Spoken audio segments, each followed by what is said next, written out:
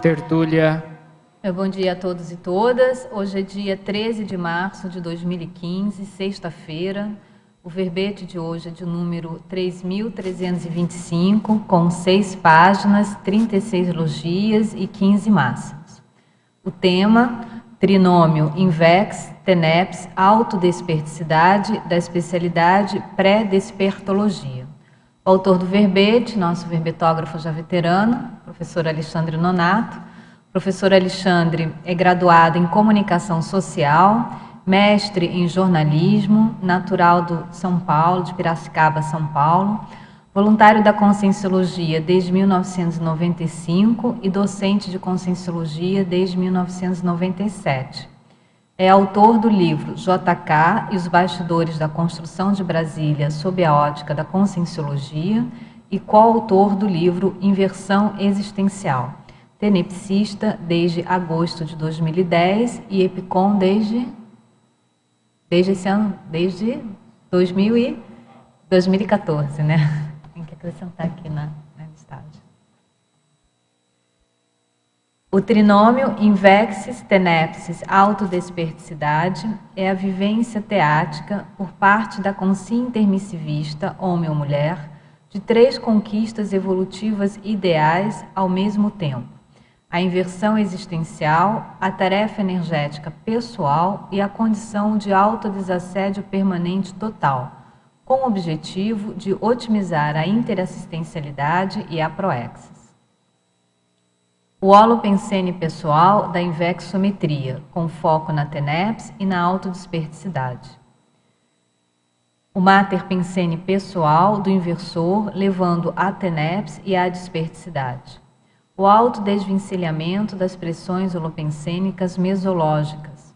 O holopensene pessoal do tenepsista associado à invex e à desperticidade. O hábito de avaliar a autopensenização no dia a dia. O ato de treinar a pensenização do ser desperto no dia a dia. A associação evolutiva ideal invexis, tenepsis, autodesperticidade.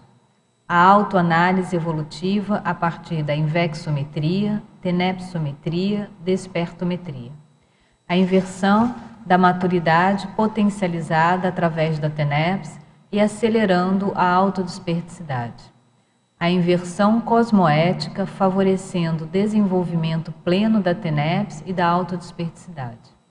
A autossuperação do porão consciencial, o autodesassédio desde a juventude, as evitações inteligentes visando a interassistencialidade, o autossacrifício sem masoquismo, a escolha madura sem recalques, a noção precoce das autorresponsabilidades, o exemplarismo juvenil, gerador de incômodos, a análise despertológica a partir dos livros Inversão Existencial e Manual da Teneps, o curso Despertometria da Associação Internacional da Inversão Existencial Assinvexis, o Programa de Aceleração da Desperticidade PROAD, o Desafio Cognopolitano da Autodesperticidade em 3 anos.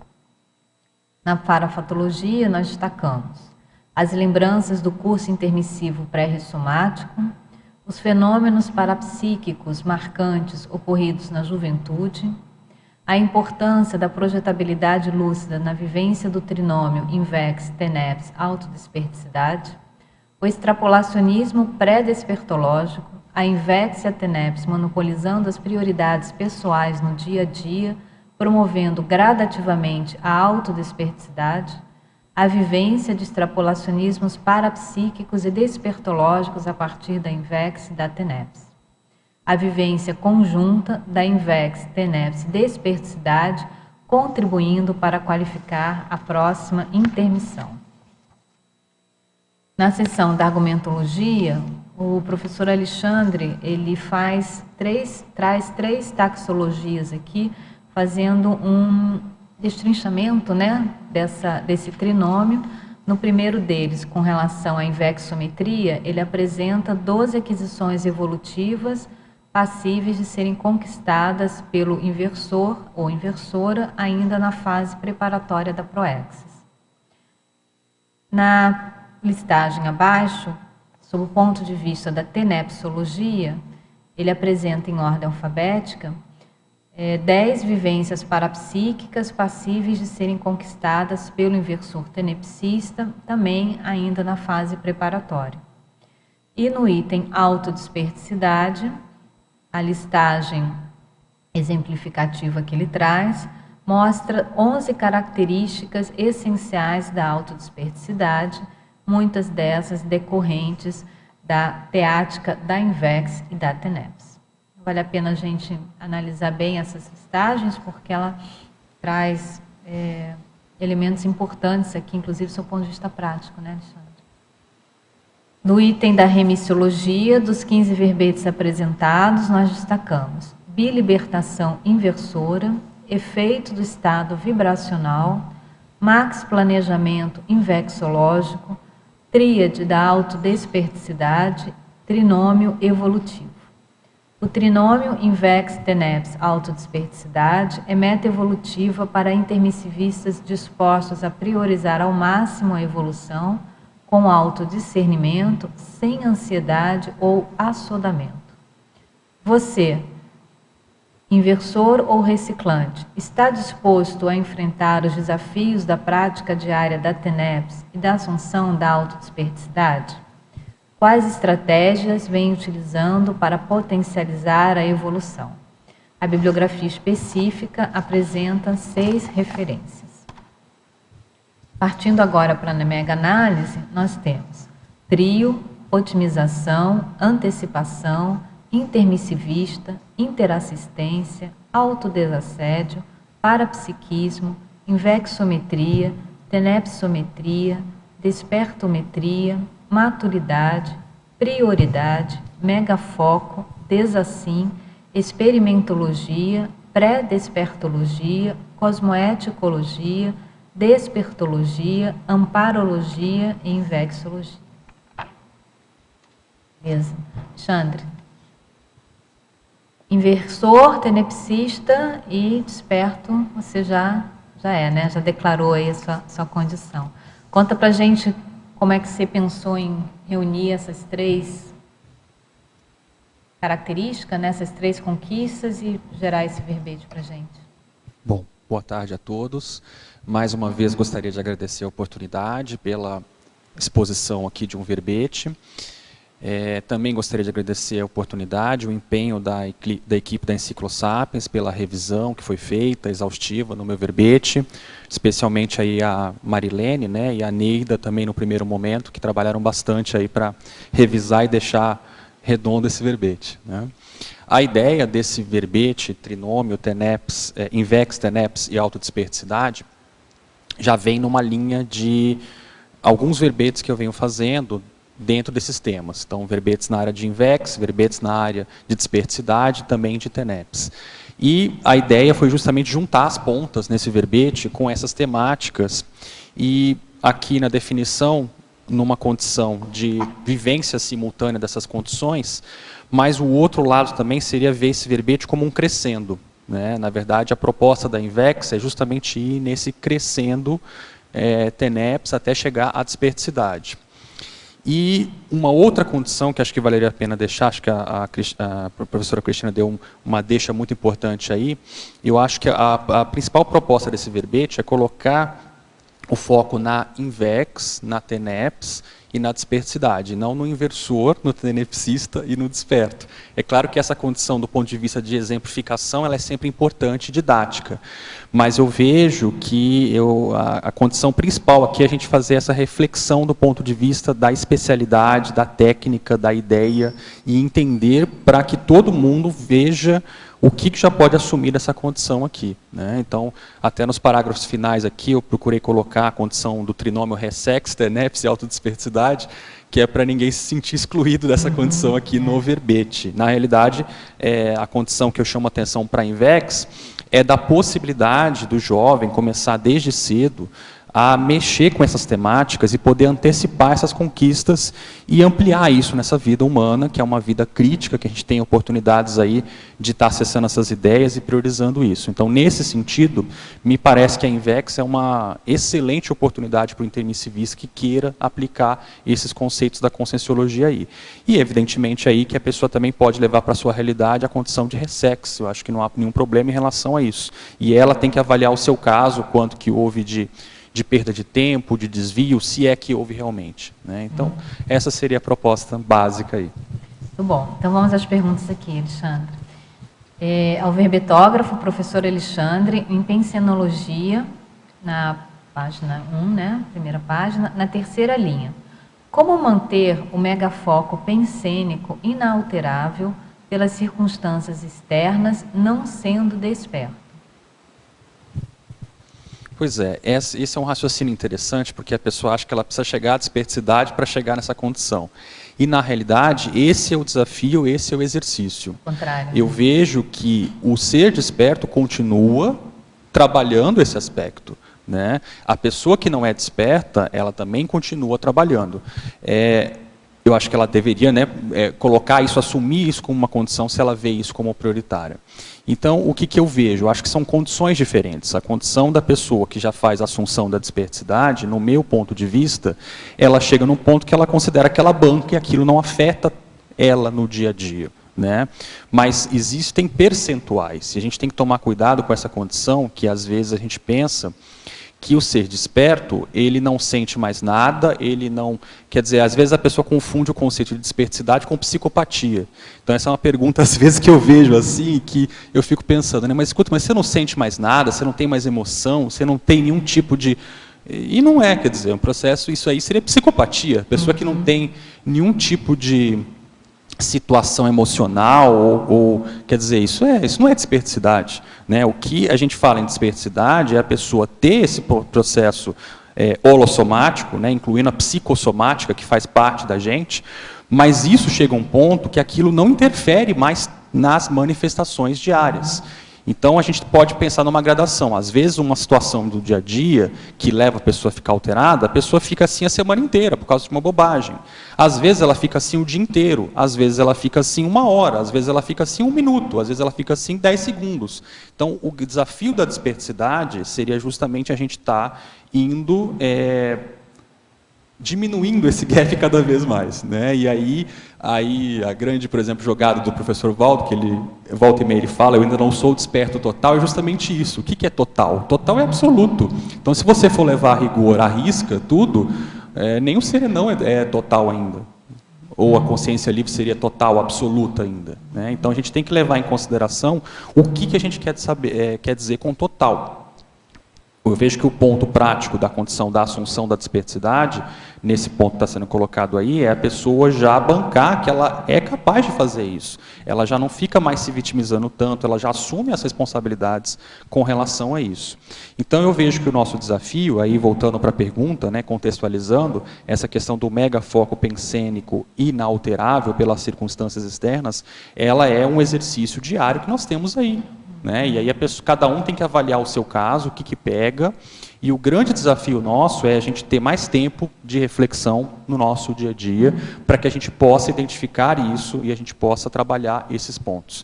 Eu não sei, eu acho que nessa pergunta também, quando você coloca aqui o megafoco pensênico inalterável, acho que no primeiro passo, é até meio óbvia, né, essa conclusão, a pessoa precisa identificar o megafoco, né? Isso. Não é isso? Isso. A questão da prioridade está embutido nisso? Isso, exatamente. Porque eu acho que essa postura contribui para uma maior, digamos assim, estabilidade, né, da manifestação pensênica, daí que você traz a condição, né, de ser inalterável, mas mais estabilidade, mais, digamos assim, esse autocontrole, né, essa autovigilância, essa autoprontidão no sentido de rapidamente ir suplantando a manifestação psicossomática com uma manifestação mais mental somática, né? É isso aí, você tocou num ponto importante. E além desse megafoco, a pessoa não se abalar com os problemas que aparecem no dia a dia. Então vamos supor que o megafoco dela do momento seja escrever um livro. Aí o primeiro problema que acontece, ela já se abala, ela já desvia, ela já desiste, ela já não se sente capaz. Então são esses os pontos que a gente tem que começar a identificar no nosso dia a dia, sabe? E aí essa é a condição que está sendo falada aqui. E que aí eu acho que talvez um erro de abordagem que pode acontecer, eu não estou dizendo que seja o caso dessa pergunta aqui, seria pensar que, né, a pessoa precisa chegar à desperticidade para não ter mais isso. Na verdade, continua sendo um desafio, e a pessoa que ainda não se considera desperta, ela tem o desafio de chegar a essa condição. Quer dizer, ela vai trabalhando isso, e isso é o exercício da desperticidade. Né? A pessoa pode não se considerar um ser desperto ainda, mas o trabalho da conscienciologia, todo, se a gente for avaliar, ele converge para isso. Se a pessoa trabalha esse ponto, ela está trabalhando para caminhar para a desperticidade. E o nosso desafio na conscienciologia, eu vejo que é esse. Na linha de baixo, Alexandre, na quarta linha, como podemos promover o autodesvencilhamento das pressões holopensênicas mesológicas? Eu acho que é tendo bastante senso crítico, leitura, e não se prender e não ter paixões ideológicas. Vou dar um exemplo bem concreto, recente. Nós estamos num momento de muita comoção nacional, política, em função da situação que nós temos atual do governo. E o que a gente observa na internet, nas redes sociais, é muita comoção, muita paixão de ambos os lados em relação a isso. Então, existe uma paixão, de um lado, de negação da realidade do que tem de problema nesse país, né? Como se o país fosse uma maravilha. Nós temos outras estatísticas e informações que provam o contrário do que vocês estão dizendo, por isso está tudo lindo, tenham paciência, é um momento difícil, a culpa é da crise internacional, e vamos em frente que vai tudo passar. E por outro lado, existe também um certo exagero de outro lado, de ver que certas coisas tem que seguir o trâmite democrático, né? Nós vivemos numa situação democrática, num país democrático, lutamos para isso, e não temos que ter paixão, né, para, vamos dizer assim, não, está tudo errado, tira essa pessoa daí. Será que isso é o melhor mesmo? Né? Quem que a gente vai botar no lugar dessa pessoa? O Michel Temer, o Lewandowski, o Henrique Cunha, o Renan Calheiros? Então vai mudar alguma coisa? Existe embasamento legal para se fazer isso? Isso é importante. Né? Então as pessoas às vezes elas pegam muito pela paixão daquilo, emoção, e isso é um problema. Então isso seria um exemplo bem claro aqui de autodesvencilhamento de pressões holopensênicas mesológicas. Nós temos que ter mais senso crítico, nós temos que pensar mais pela nossa cabeça e ter senso crítico pelas coisas que aparecem no nosso dia a dia e evitar essas paixões, porque na verdade é uma condição de paixão, né? A pessoa tem um ponto de vista e aquele ponto de vista até pode ter alguma razão, porém a defesa passional daquilo ali leva a alguns erros crassos, né? Às vezes de abordagens, de situações que não é bem por ali, né? Então, eu acho que isso seria um exemplo nesse sentido. Nós estamos vivendo num momento onde a gente está nessa panela de pressão e a gente tem que ter senso crítico, discernimento para pensar em melhores soluções, o que pode ser feito, né? Então, a gente tem a oportunidade para discutir numa aula, num debate, num verbete como esse sobre isso. É dessa maneira que eu vejo que a gente pode ir caminhando. Ok. Na página 2 agora, Alexandre, na 12ª linha. Como alcançar o destravamento dos trafores ociosos? No meu ponto de vista, é indo para a prática. Eu acho que o destravamento ele acontece na hora que a pessoa começa a eliminar alguns medos pessoais, alguns receios, e vai para a prática e trabalha com isso, né? Então, a pessoa travada, às vezes, ela está com medo, ela está se acovardando, ela está com baixa autoestima, enfim, ela tem que ver quais que são as razões que levam ela a esse travamento. Uma acomodação, cada um tem um temperamento diferente, né? E eu acho que esse destravamento ele acontece principalmente a partir de situações onde a pessoa vai para a ação, vai para a prática. Ela se coloca mais testando os seus limites para que ela possa verificar quais são esses trafores que estão ociosos. Por quê? Ela só vai verificar, de fato, quando ela tem alguma qualidade ociosa, quando ela vai para a prática, quando ela tenta colocar isso adiante, né? Por exemplo, a condição do livro que nós citamos aqui, né? Às vezes ela ela acha que ela tem muita dificuldade com aquilo, mas ela vai ver, às vezes não é tanta dificuldade que ela tem.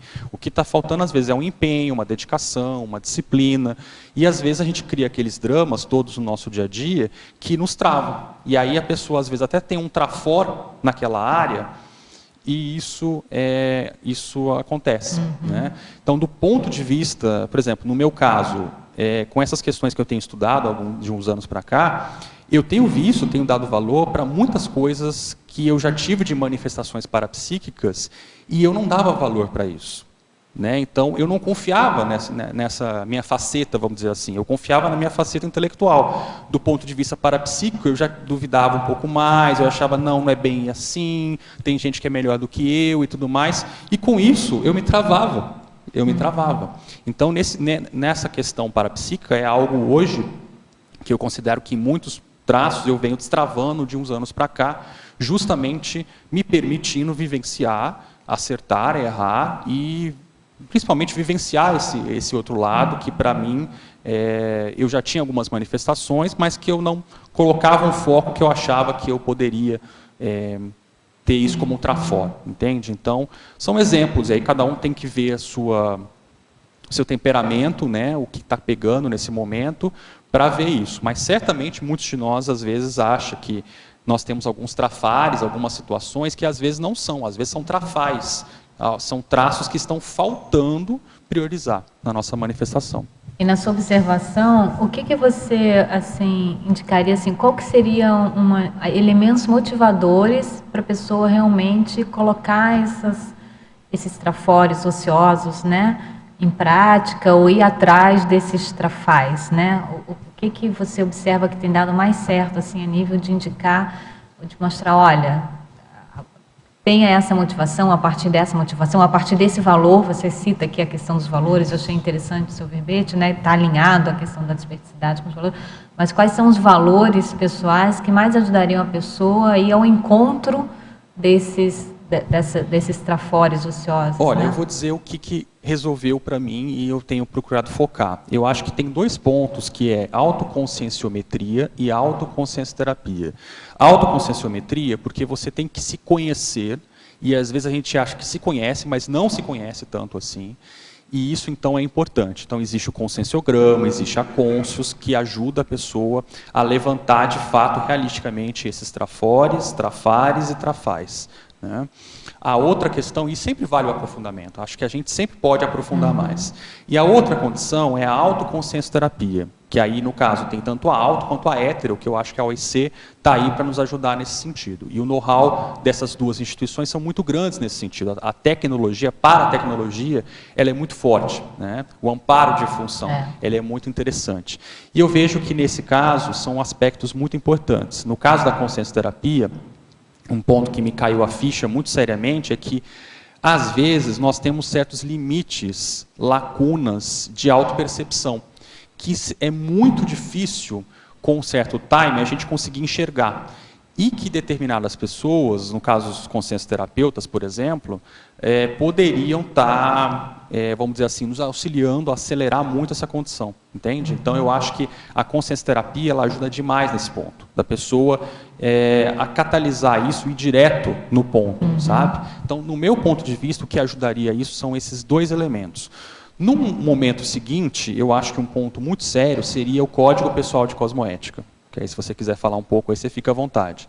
Mas eu acho que, no meu caso, assim, eu vejo que esse é um ponto muito importante, porque aí, a partir do momento que a pessoa já tem um pouco mais de segurança em relação a quem ela é, o que ela quer, e já começa a ver os pontos cegos que ela tem e trabalhar com isso, o ponto seguinte seriam essas cláusulas que ela vai determinar para ela mesma de onde ela não pode errar mais, onde ela está patinando, o que ela tem que priorizar, e para onde ela vai. E nesse sentido, o CPC, o Código Pessoal de Cosmoética, é muito importante porque ele dá o norte, ele dá aquela orientação para onde vai. Né? E aí eu acho que são os pontos que eu poderia dizer que no meu caso ajudou bastante. Tá? E no CPC, eu acho que, só pegando o gancho, no CPC, né, Alexandre, essa condição de você colocar em prática os trafores ociosos, isso assim, é uma excelente ferramenta para isso. Porque o CPC trabalha com base nos trafores da pessoa. Você tem que usar os trafores dela para justamente poder fazer essas correções e muitas vezes até otimizar os trafores que ela já tem para que ela fique, digamos assim, com uma atitude, né, mais produtiva, mais interassistencial, mais policármica, que ela saia do egocentrismo dela, né? Então, eu concordo com você também. Eu acho que o CPC nessa fase aí é muito importante. Vamos lá? Você quer fazer uma pergunta?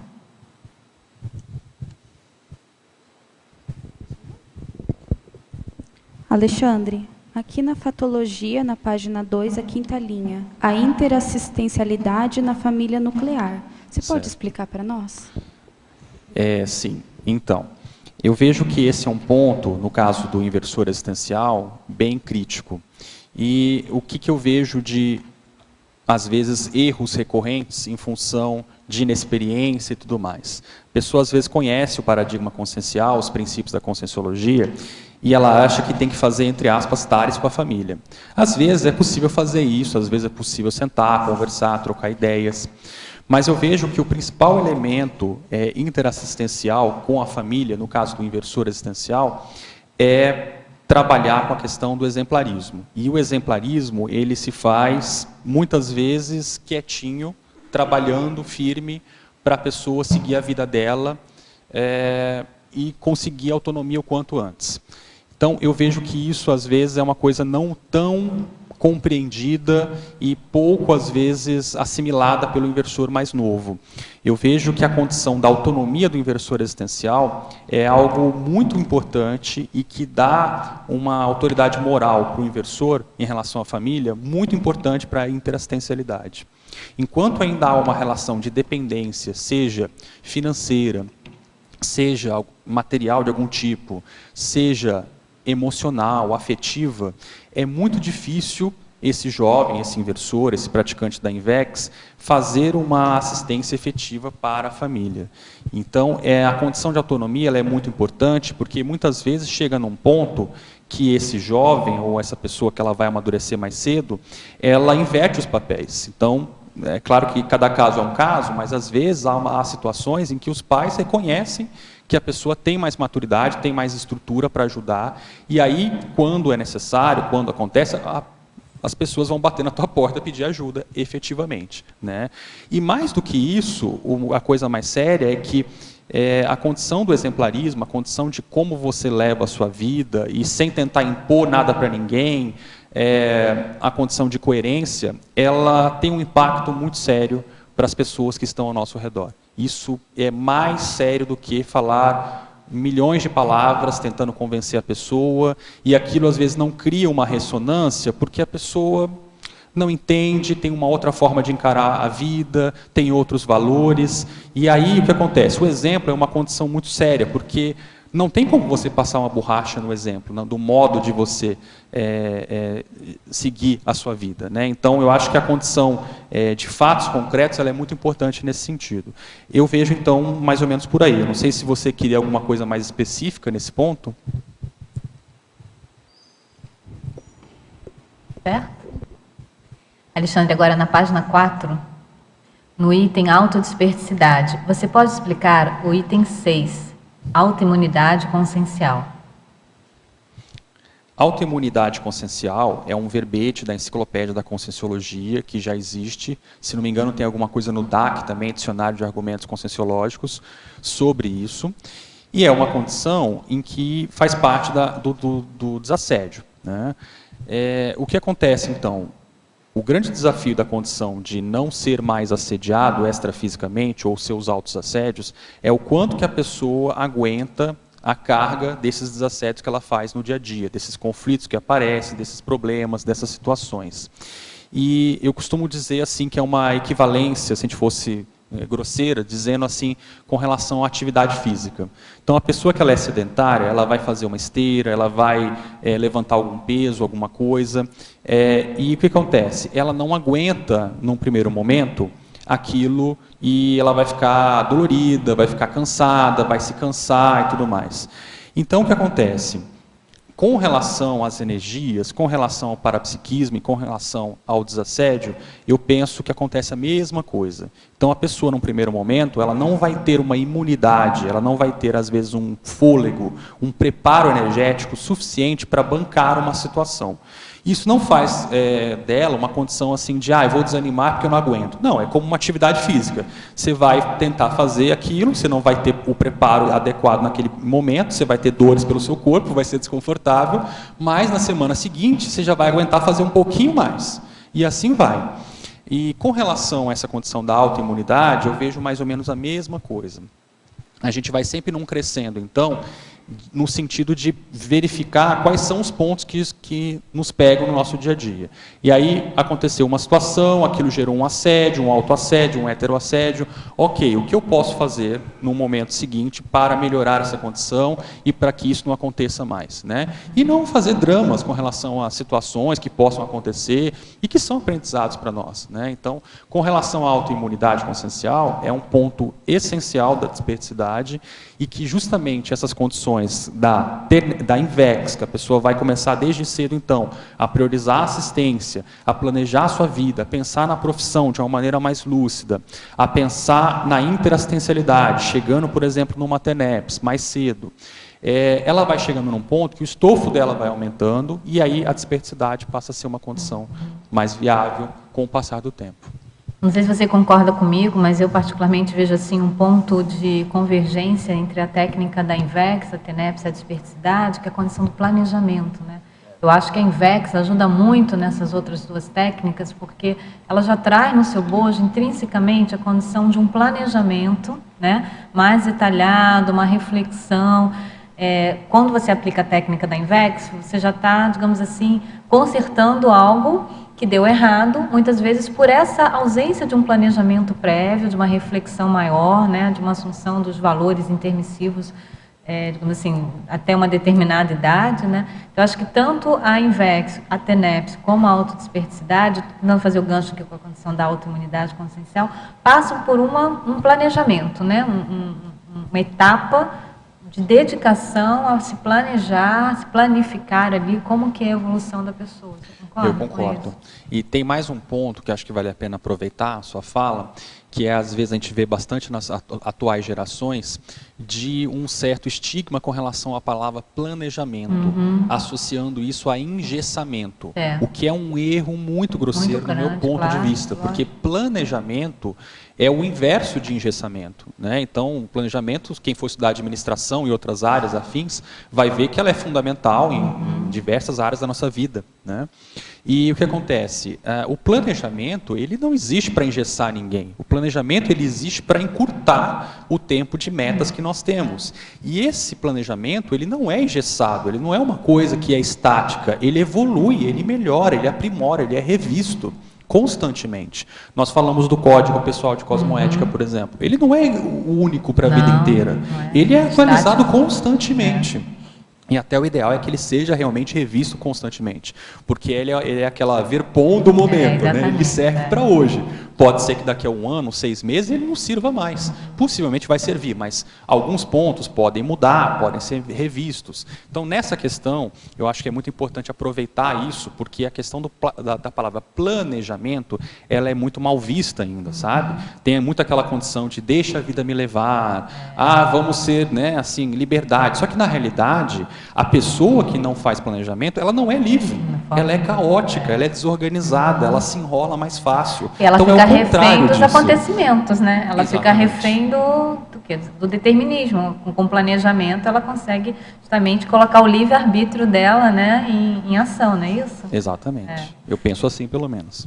Vamos lá, Alexandre. Na página 5 agora, nesse parágrafo ansiedade, a teletertuliana pede para você discorrer sobre esse parágrafo. Não sei se você quer ler o parágrafo todo. Vamos lá. Então, ansiedade. Seja através da INVEX ou da RESEX, esses trinômios requerem tranquilidade íntima da consim, priorizando aspectos na vida convergentes com os valores pessoais e, portanto, diminuindo ansiedades e inseguranças. Discreta perseverança, tudo alcança. O que acontece? Às vezes, quando a gente fala no tema INVEX, isso também é um outro problema que acontece de má interpretação. Isso pode, às vezes, começar a planejar a vida, antecipar coisas, falar em desperticidade desde cedo, TENEPS. Isso acaba, às vezes, gerando uma certa ansiedade em pessoas que não estão familiarizadas com aquilo, que são jejunas e tudo mais. Então essa é uma condição que a gente vê, e o jovem que tem muita energia, de acalmar isso, entende? Então não adianta aquela ansiedade de querer fazer tudo agora que a pessoa descobriu essas possibilidades, fazer tudo em um mês, em um dia, que não é por aí, né? Acho que as coisas elas têm o seu timing.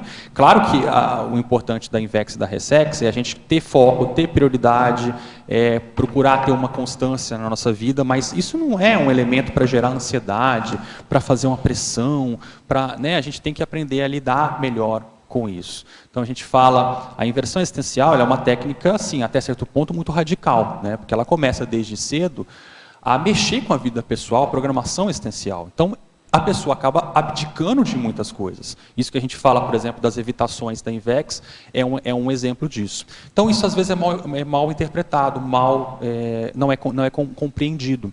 Mas a gente pode pegar um exemplo muito sério da pessoa que tem um foco e ela abdica de algumas coisas em prol de algo melhor. A gente pode pegar, por exemplo, uma pessoa que quer fazer um vestibular, ou não tem mais vestibular hoje, mas quer passar num curso de medicina.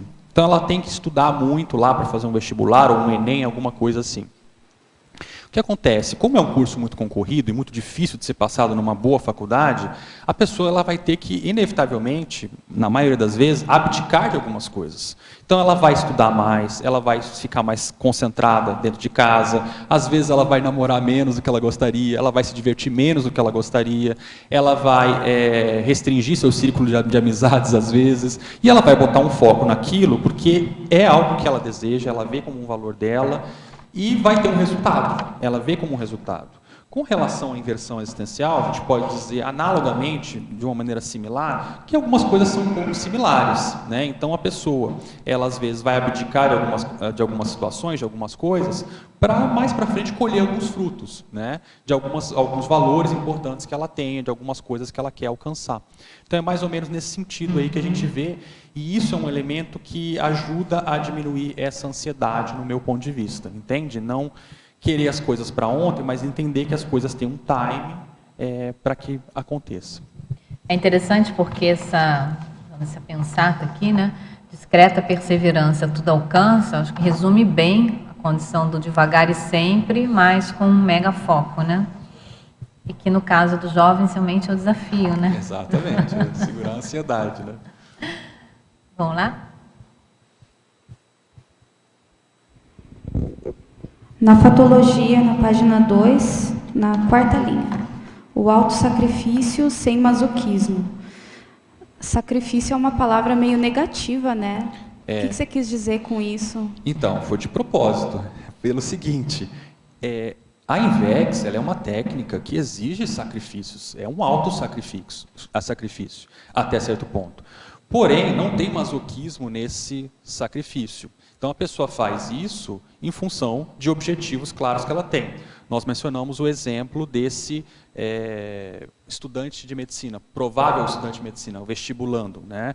É um exemplo de autossacrifício. A pessoa está fazendo um autossacrifício. Aquilo não é uma coisa tranquila, não é uma coisa que vamos dizer assim, até certo ponto, tão prazerosa. Ela poderia estar na praia, ela poderia estar namorando, ela poderia estar indo em festa, mas ela está ali estudando em prol de uma coisa maior. Então, isso como um exemplo de autossacrifício de coisas que ela faz, visando elementos evolutivos. Então, essa é uma palavra também estigmatizada que a gente tem no nosso dicionário, autossacrifício, que ela muitas vezes é negativa, mas ela pode ser muito positiva sim. E no caso do jovem, existe às vezes essa dificuldade com isso. Porque como nós estamos numa sociedade que ela é muito hedonista, egoísta, isso às vezes é mal interpretado. Qualquer situação em que ela tenha que fazer um certo esforço, uma autoabdicação para conseguir algo maior, já é visto como uma coisa religiosa, uma coisa fanática, sendo que às vezes quem tem que definir o que é bom para ela ou não é ela mesma, é ela que vai ver isso, né? Então eu, no caso, comecei a praticar Invex intuitivamente com 15 anos, depois conheci a Conscienciologia com 16 e 17, e eu considero assim que eu fiz algumas abdicações de muitas coisas, que na verdade, se você for ver a rigor, não foram tão assim sacrificantes, mas até certo ponto, se você for olhar a média dos jovens para aquela época, para quem olhava de fora seria. e eu não me arrependo, né? Para mim está bem compatível com aquilo que eu queria para mim, e acho que é mais ou menos por aí. Então, nós estamos colocando essa palavra justamente para a gente rever algumas leituras de que maneira nós utilizamos essas palavras. Até certo ponto, nós podemos dizer que o inversor, ele faz autossacrifício, sim. Não tem como dizer que é uma condição que ele está comendo sobremesa o tempo todo. Não é assim. A nossa vida, né, e aí extrapolando, saindo da Invex e colocando para a nossa vida como um todo, ela exige certos autossacrifícios. Não tem como a gente fugir disso. A evolução exige autossacrifício, né? O processo evolutivo exige autossacrifício. Não, é por aí, né? A gente não avança, né? Não avança. Tudo bem? Você quer esclarecer mais alguma coisa? Tranquilo? Alexandre, na pensenologia, na página 1, na penúltima linha, como estabelecer o hábito de avaliar a autopensenização no dia a dia? Quais técnicas podemos utilizar? Então, acho que o principal é o espaço que a gente procura ter no nosso dia para ter mais reflexão. E aí eu coloco a técnica da Invex aqui como um elemento que para mim foi fundamental, justamente porque eu pude ver desde cedo algumas coisas que me dariam mais condições para isso. Por exemplo, chegou num dado momento da nossa vida, nós estamos há mais de 15 anos juntos, né, que a gente começou a pensar, o que a gente vai fazer? A gente vai morar junto, a gente vai ficar em São Paulo, a gente vai sair daqui, e nós tomamos uma decisão de que a gente não ficaria ali por muito tempo, a gente iria seguir um outro rumo. E aí, com as coisas da Conscienciologia, a gente pensava em algumas situações e tal, e aí surgiu a oportunidade de vir para Foz do Iguaçu. Né? Eu vim primeiro, né? Ela terminou a faculdade, né? Estava no último ano de faculdade, então eu vi arrumar as coisas, vamos dizer assim, né? Começar as coisas. Mas o que acontece? Essa decisão ela foi fundamental, e eu trago a Invex para ressaltar essa condição, justamente porque a gente via em São Paulo, né, uma cidade muito boa, gosto muito de São Paulo, mas uma dificuldade com relação a isso, pelas condições de trânsito, pelas condições de poluição, por tudo que essa cidade oferece, de bom e de ruim, havia uma dificuldade nossa de conseguir concentrar mais tempo para reflexão, para voluntariado, para escrita, que no meu caso era um valor muito importante. Então, uma coisa que pesou muito foi essa condição de ter tempo. E era tão estranho, porque quando eu me mudei para cá, essa condição tinha uma disparidade tão grande, porque eu chegava, né, nos meus primeiros dias, eu chegava às 5 horas da tarde, e às vezes eu não tinha mais nada o que fazer, porque eu já tinha conseguido resolver tudo que precisava no meu dia. Então eu pensava assim, o que eu vou fazer o resto do dia? E às vezes no nosso dia a dia, né, quando a rotina corrida e tudo mais, isso a gente não pensa sobre isso, a gente acha que é normal ter uma vida assim. E não é normal ter uma vida assim. Então acho que a Invex teve um peso fundamental na minha vida nesse sentido, de começar a pensar desde cedo assim, bom, que profissão que eu vou ter? Que cidade que eu vou morar? O que eu vou fazer na minha vida e que vida que eu quero levar? E nesse sentido eu acho que me ajudou demais a ter esse tempo maior para reflexão, essa condição de pensenidade. Então isso é muito importante. E aí, evidentemente, você tendo mais tempo para reflexão, tem muitas técnicas da Conscienciologia que você tem para utilizar isso. Mas se a pessoa está numa condição que ela não pode, né, mudar a vida dela, para ter mais tempo para reflexão, o que eu acho que é o desafio seria encontrar mais tempo na rotina dela para começar a fazer isso. Né? Isso daí ajudaria ela tomar a par da realidade, da pensenidade dela. Tem uma técnica que é proposta pela Juliana Remédios, que é a técnica do pensenograma, né? Tem até um artigo publicado na revista Consciência, falando sobre essa técnica, que também é uma das técnicas, né, que ajuda muito nessa avaliação diária, né, ou enfim, periódica da autopensenidade. Agora, na pensenologia ainda, Alexandre, na última linha, você pode discorrer e exemplificar o ato de treinar a pensenização do ser desperto no dia a dia? Existe um verbete, ele está aqui ao final, deixa eu ver. Não, ele não está ao final. Esse verbete chama-se Mega Nível da Autoconsciência. E a proposta desse verbete é a pessoa justamente imaginar-se como um ser desperto. É uma imaginação técnica onde ela vai, vamos dizer assim, treinar isso, que é essa pensenização do ser desperto. Então, essa técnica ela consiste da pessoa ela vai se imaginar, tá, eu sou um ser desperto agora, hipoteticamente eu vou me imaginar nessa situação e viver isso daí. Vamos fazer uma experiência de um dia, de uma semana e ver como eu me saio em relação a isso. Então eu sou um desperto agora, nada pode me abalar e eu vou tentar me manter nessa condição. Isso é um treino, isso seria um exemplo. Então a pessoa pode pegar esse verbete, chama-se mega nível da autoconsciência, e tentar colocar isso na prática, seria um exemplo disso. Tá? Bom, na fatologia agora na página 2, na 7ª linha de baixo para cima, você pode explicar a anticonflituosidade desenvolvida a partir da autocrítica? Eu penso que a anticonflitividade, ela vem justamente a partir dessa autocrítica maior.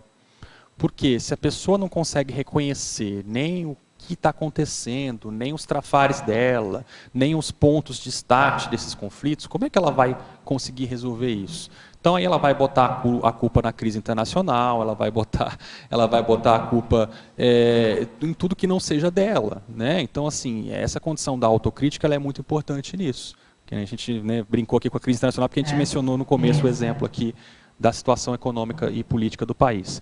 Mas seria um exemplo disso. Então, a pessoa, primeiramente, ela tem que reconhecer dentro dela qual é o percentual de responsabilidade que ela tem com relação àqueles conflitos que estão acontecendo. Se ela não tem essa autocrítica, fica difícil. E essa autocrítica se faz como? A partir de reflexão. Né? Então, uma outra questão aí, né, que está sendo muito perguntada, essa questão de como fazer isso no dia a dia, e aí eu vejo essa condição que para mim ela é muito importante, a rotina, o modo, o trabalho que vai ser feito isso, porque não é só uma questão de mais tempo de reflexão que nós devemos ter no dia. O modo como nós levamos a nossa vida, a profissão, as atividades e tudo mais, tem um impacto nisso. Então, por exemplo, a gente morava lá em São Paulo. A gente até tinha tempo para fazer isso. Só que, às vezes, o que acontece? A rotina ela é tão puxada, ela é tão estafante, tão estressante, que você não tem espaço mental para isso. Então, além da questão de ter tempo para fazer isso, a pessoa precisa ter disposição íntima para fazer essa reflexão, que é, no fundo, trabalhar a autocrítica. Fazer uma avaliação do nosso dia a dia. Né? E o conteúdo dessa reflexão, né, também, né? Porque às vezes a pessoa reflete, mas sobre besteira, né? Precisa ter um foco, né? Tem que ter o foco, né? A prioridade, o foco, o objetivo, né? Que está por trás disso. Na parafatologia agora, Alexandre, na 4ª linha de baixo para cima, você pode, por favor, comentar a respeito do desenvolvimento da capacidade de desassim ininterrupta? Eu também vejo que é uma condição que acho que todos nós precisamos trabalhar isso. Né? Eu acho que tem que chegar num ponto e que a gente tem que ter pelo menos confiança na nossa capacidade de fazer desassim. Eu, de uma certa maneira, tenho uma certa confiança nisso, porém não considero que eu tenho capacidade de fazer ininterruptamente desassim. Então essa é aquela capacidade, né, de desenvolver, de mascar chiclete e assobiar ao mesmo tempo, né? Enfim, então tem que fazer duas coisas simultaneamente, que é levar a vida, lidar com as pressões que tem diárias e conseguir fazer isso, né? Essa divisão de atenção. O que eu sinto hoje é que, assim, no meu caso, eu acho que eu tenho uma confiança em, se eu consigo parar, eu consigo fazer desassim, e isso eu consigo fazer. E a gente aí tem que ver cada caso, né, e ver essa situação. Se a pessoa tem dificuldade ainda com essa desassim no dia a dia, ela tem que botar mais foco nessa questão de trabalhar mais com as energias no dia a dia, fazer mais reflexões. Essas reflexões são o quê? Ela pelo menos se deparar com as coisas que estão incomodando ela. Isso é muito sério. Às vezes a pessoa ela nem se dá conta que ela está incomodada, que ela está em conflito, que ela está assediada. Então isso é muita falta de autopercepção. E, às vezes, é porque a pessoa não para ela ver como é que eu estou me sentindo nesse momento. Né? Então, isso é importante, e aí ela vai elaborando isso aos poucos. Uma outra condição importante para desassim é o trabalho com as energias, né? Que é bastante importante aí. Higiene mental também, né, Alexandre? Higiene Às vezes a mental, pessoa trabalha com energia, faz EV, mas pensa mal nos outros pra caramba. Então, a GV, né? Porque não é isso? Então a pessoa fica ruminando, está fazendo EV, mas está ruminando as coisas na cabeça dela. Exatamente. Né? Então, essa questão da higiene mental, eu não sei se você concorda comigo, eu sempre vejo assim, o trabalho com as energias, mas a condição de a pessoa ter técnicas de higiene mental, de mudança de bloco pensênico, né? Porque senão a intoxicação pelo pensamento, vamos dizer, que está sempre junto com um sentimento, tudo, é muito grande também, né? E a higiene mental tem dois lados. Tem aquela situação que às vezes a gente tem que botar um basta e fazer um corte. Exatamente. E, olha, parou, chega Parou, agora. acabou. E existe o outro lado, que é a pessoa aprofundar o que está incomodando ela. Porque essa questão de botar um basta, ela tem um limite. O limite que é não jogar a sujeira debaixo do tapete. Claro. Então, às vezes, é importante fazer isso. Basta, chega, acabou. Mas isso não resolve. Isso é emergencial. O que resolve, de fato, é ela se deparar com situações, ela reconhecer o que está incomodando ela, o que está pegando ela de fato. E isso, de fato, é a verdadeira higiene consciencial. Que aí a pessoa vai na causa, reconhece o que está acontecendo e elimina isso. Né? Em fatologia, agora, Alexandre, na página 2, na 11ª linha, o que é a bilibertação inversora? Bilibertação inversora é um verbete da Enciclopédia da Conscienciologia, que a pessoa pode baixar, acessar, e ela consiste basicamente em 2 elementos que seriam, vamos dizer assim, o ponto de carta de alforria dos inversores, entre aspas, assim, que seria a condição de maior domínio das suas energias conscienciais e a condição de independência econômico-financeira. Por que esses 2 pontos são importantes para o inversor existencial? Como a pessoa começa a praticar isso desde jovem, né, então são 2 pontos que pegam. Uma é lidar com as energias desse corpo biológico, né, que está ainda em maturação, e aí então é importante que a pessoa comece a trabalhar com as suas energias para ter um controle maior sobre essas condições e o corpo físico dela também. E o outro ponto seria a condição econômico-financeira, que aí entra um ponto de autonomia. Então, no fundo, são 2 condições de autonomia consciencial. E que a técnica da INVEX, a proposta dela principal é justamente essa, ter mais autonomia consciencial. E agora, na página 4, Alexandre, naquele item da INVEX, né? O número 9, inortodoxia evolutiva. Então, a inortodoxia também é um verbete da enciclopédia, para quem tiver interesse, é a condição oposta ao ortodoxo. O que é o ortodoxo? É aquela pessoa que tem ideias enraizadas, estratificadas, que não mudam com facilidade. É o ortodoxo, né? A inortodoxia evolutiva é a condição da pessoa ter um senso crítico maior, ter uma condição de avaliar melhor o que é o melhor para ela, saindo dessa condição de ser ortodoxo. Né? Então, muitas vezes, muitos autoassédios, eles aparecem a partir de ortodoxias pessoais. A gente se apega a algumas ideias e acha que aquilo é o certo, e às vezes não é, ou às vezes aquilo valeu por algum momento, mas não, já ficou anacrônico. Né? Então, essa condição para o inversor da inortodoxia evolutiva, ela é muito importante. Porque o inversor não pode ser ortodoxo, o jovem não pode ser ortodoxo, ele tem que ser a condição de vanguarda, o novo, a novidade, a renovação. Né? Então, essa condição de inortodoxia evolutiva ela é muito importante de ser trabalhada desde cedo pelo inversor existencial. Por isso que ele está nessa listagem aqui, né, justamente para essa condição. O inversor existencial, o jovem, ele tem que pensar na vanguarda evolutiva. Né? É para isso que o jovem existe, é para renovação, justamente. Né? E a INVEX possibilita trabalhar isso. Alexandre, parabéns por mais um verbete. Eu queria que você comentasse dentro dessa inortodoxia, né? O paradoxo do jovem ser inortodoxo de forma ortodoxa, entende? Assim, ele é aberto, mas fechado tem que ser daquele jeito aberto dele, entendeu? Isso. Você vê que o inversor ele pode ser assim um inortodoxo de forma ortodoxa? Pode, claro. Isso não aí só faz parte. O inversor, né, mas o jovem assim, em geral. Eu acho que sim, né? Isso faz parte do ser humano, né? E eu acho que é natural, até certo ponto, que seja assim, numa certa idade, onde a pessoa ainda não tem uma autocrítica maior. Eu acho que isso faz parte. Quando que eu acho que isso começa a mudar? Então, nós temos lá na inversão existencial 4 tipos de inversões conscienciais que o professor Valdo Vieira propõe. A primeira é a inversão existencial propriamente dita, que seria aquele momento de contrafluxo, de inortodoxia. Né? Mas ela não necessariamente entra numa condição de autocrítica maior. Pelo menos é isso que está escrito lá no 700 Experimentos, né, a proposta do autor, que é bem interessante. O segundo ponto seria a inversão assistencial, que é justamente quando a pessoa começa a sair dessa condição que você está falando aí, Laura, de ser ortodoxo na inortodoxia. Quer dizer, é aquela pessoa, às vezes, que ela é excessivamente heterocrítica, mas não necessariamente ela é autocrítica. E aí ela acaba, às vezes, sendo intransigente, arrogante, etc. Né? Isso é bastante comum entre os jovens. Quando o jovem começa a botar um foco maior na assistência, ele inevitavelmente começa a se deparar com as suas imaturidades e começa a ver que certas coisas não vale a pena serem defendidas com tanta ênfase.